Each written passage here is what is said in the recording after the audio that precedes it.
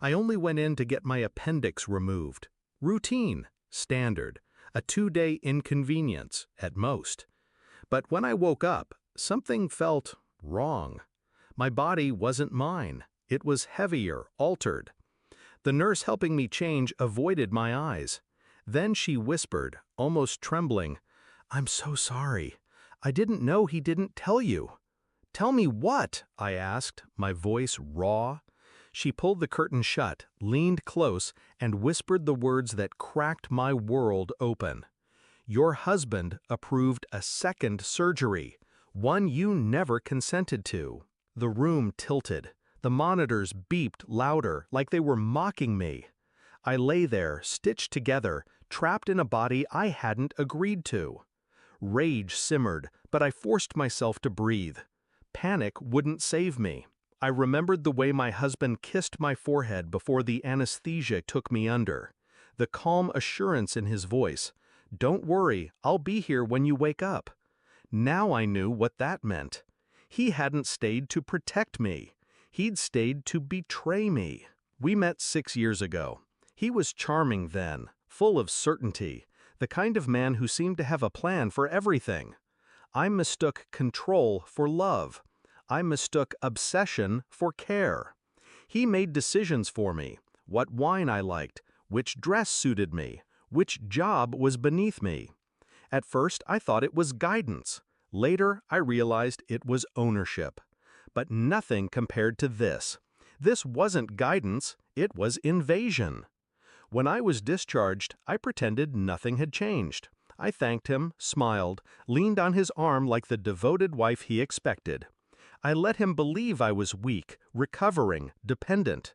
Inside, though, I was cataloging every detail, every form, every nurse's whispered apology, every file I could request under my patient rights. And there it was, signed consent for a procedure I had never discussed, in his handwriting. His signature approving what my silence never had.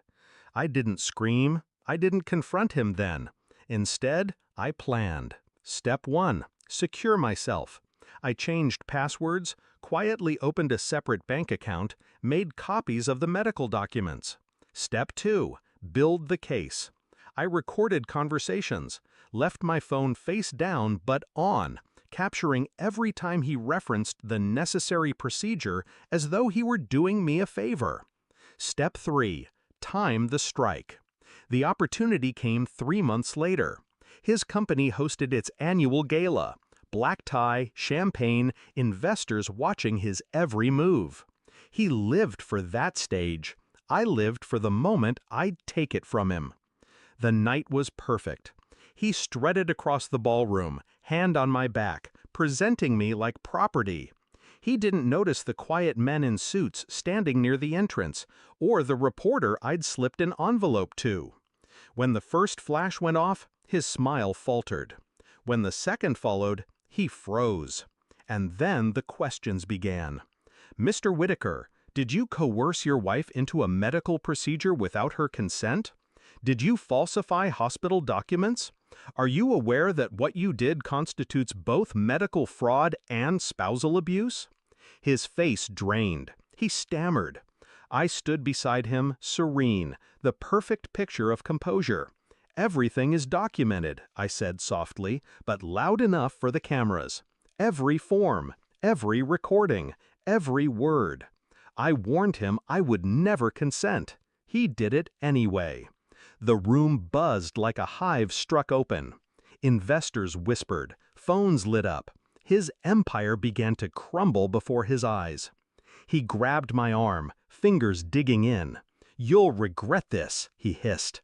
I leaned in, smiling for the cameras, and whispered back, "No, you will." By midnight, the story had gone national. By morning, regulators were involved. His board forced him to step down within days. The lawsuit, my lawsuit, followed right after. He tried calling, begging, threatening. I ignored them all. The last message he sent before the restraining order went into effect was pathetic. "We can fix this. I did it for you."